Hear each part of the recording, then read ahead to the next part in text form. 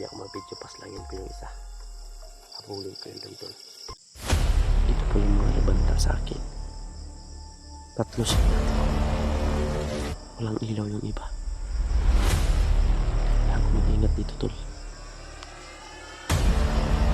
Isip nila mas lastly dun sa loob. Mayroon akong binigay ko yung asli na magkano din. Papalit talaga sila dito. Ayan sila tol.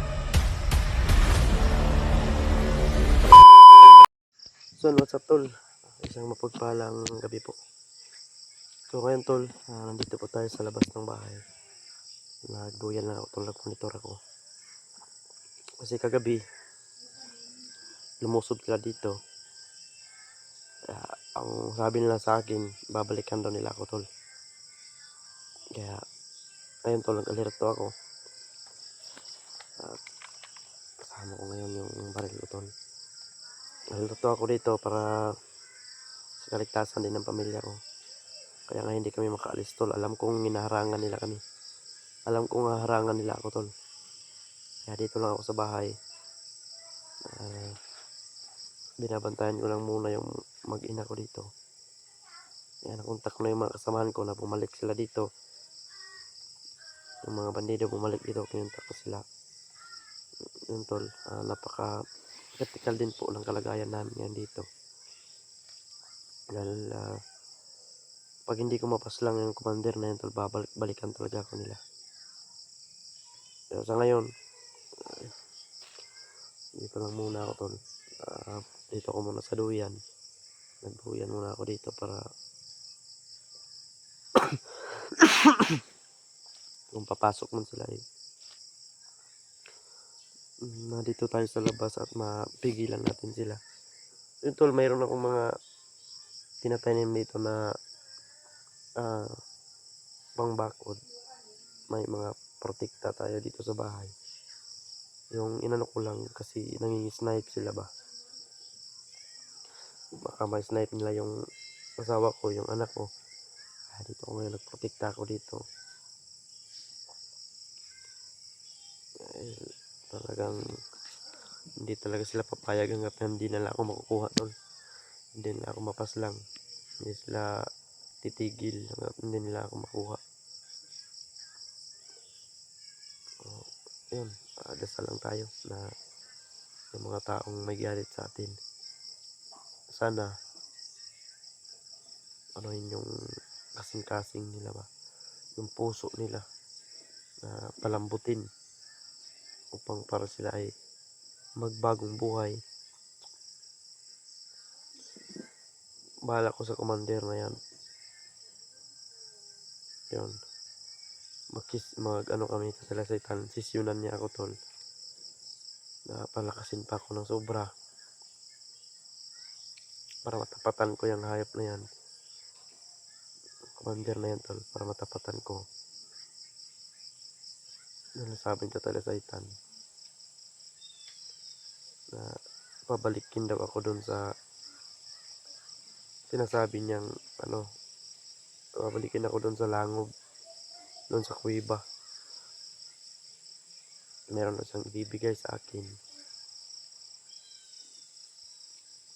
at ang pangbakod din, ganyan. So hindi ako makapunta tol dahil hindi ko iwanan to pamilya ko dito. Baka lusubin na naman nila, baka makuha na naman nila. Bang hirap na tol. So, meron ba tayong mga natin na ba. So ganito tol, ang masasabi ko lang na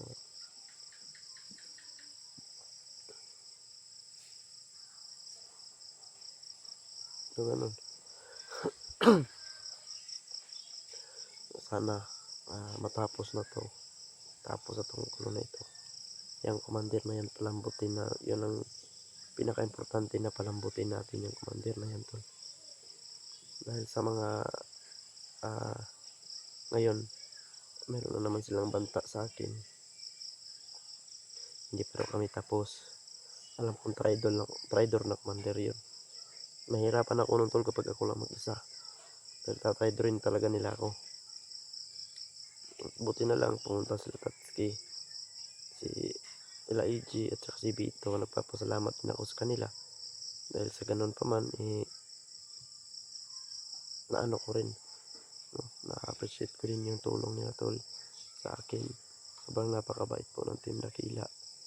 At saka Elaiji. No? At sa Team Pogi naman, alam naman po natin sa kalagayan nila. No, may mga mission din sila tol na kailangan tapusin. O nakaakyat na sila sa bundok. Hindi na pwedeng bumaba dahil may mga mission din sila na kailangan nilang makuha o kailangan nilang matagumpayan. Yeah. Katulad din sa akin. No, may mga problema din sila. Hindi rin tayo nakapunta dahil meron din tayong problema. No, ganyan din.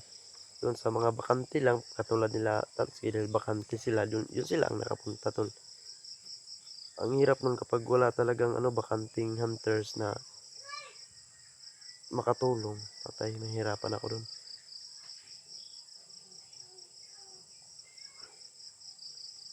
Okay tol, magandang gabi po. Shoutout po sa lahat dyan. Shoutout nga pala kay Timirna, kay Atilin. Shoutout po sa Atilin. Ingat po kayo palagi dyan.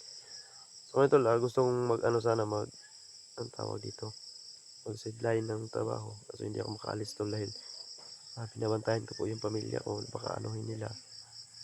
Kahit wala nang makain.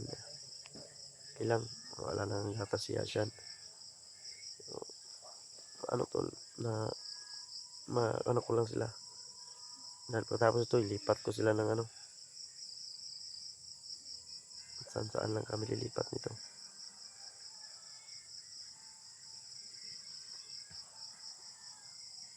So, yun. Sana shoutout sa lahat po. Shoutout kay Kuya George. Shoutout po kay Mama Corazon Raboy. Shoutout kay Tita Michelle. Ayan.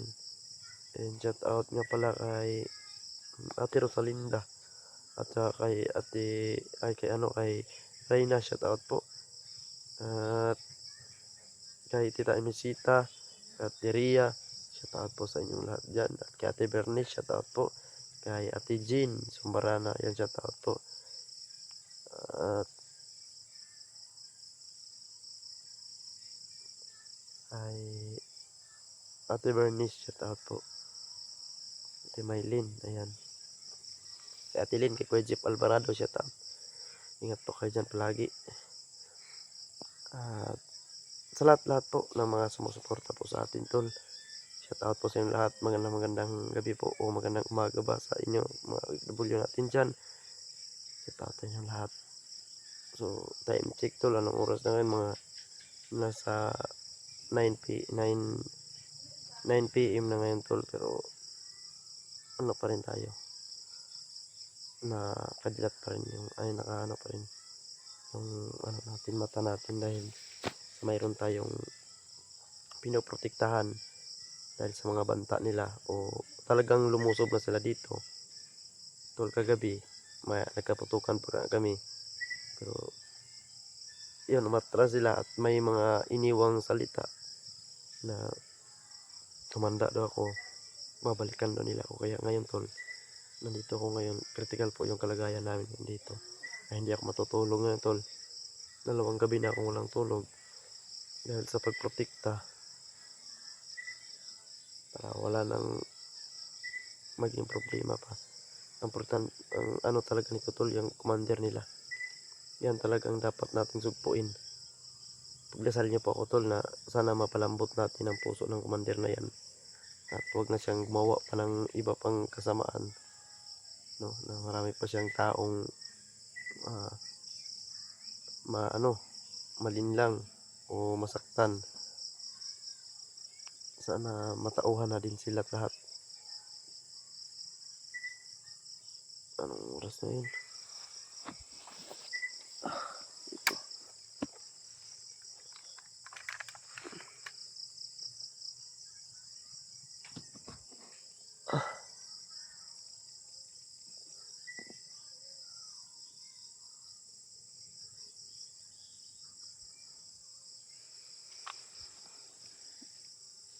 tol, dito lang ako muna matutulog. O hindi ako matutulog, dito lang muna ako mag-standby ba.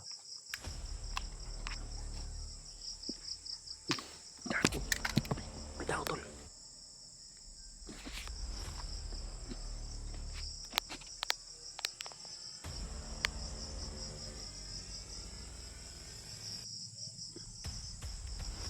Ayan tol.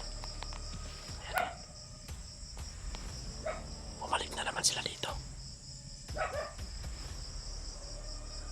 Bumalik na naman sila dito tol. Ito po yung mga nagbanta sa akin. Tatlo sila, tatlo. Walang ilaw yung iba. Kailangan ko mag-ingat dito tol. Kaya safety naman sila Asli dun sa loob. Mayroon akong binigay kay Asli na makakaano din. Itong mga diputak na to. Bumalik talaga sila dito. Ayan sila tol. Okay, hindi yan makakalapit dito tol. Dahil may mga nilagay tayo dyan. Kaya hindi yan makalapit, hanggang dyan lang sila. Ang kinakatakot ko lang nito, baka basagin nila. Ayan. Sasalita na. Hindi yan makalapit dito tol. Ayan. Hindi yan makalapit dito.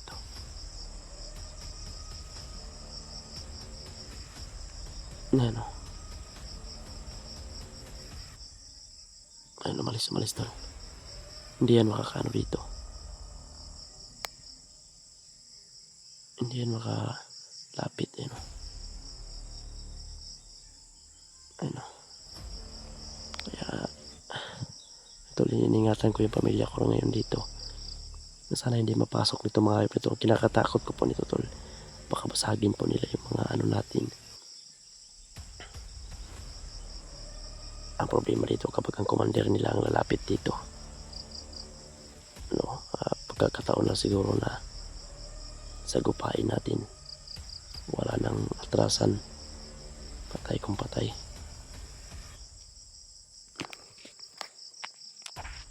Nice ito.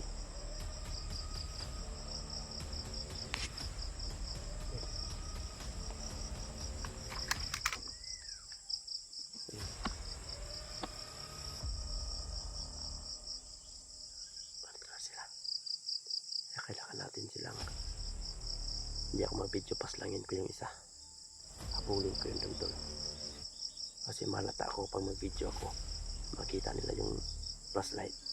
Kaya kailangan ko silang paslangin na nakaano lang sa ligil. Idol, baka nyo po yung mga iba kung nangyayari tol, hindi ako matutulong ngayon.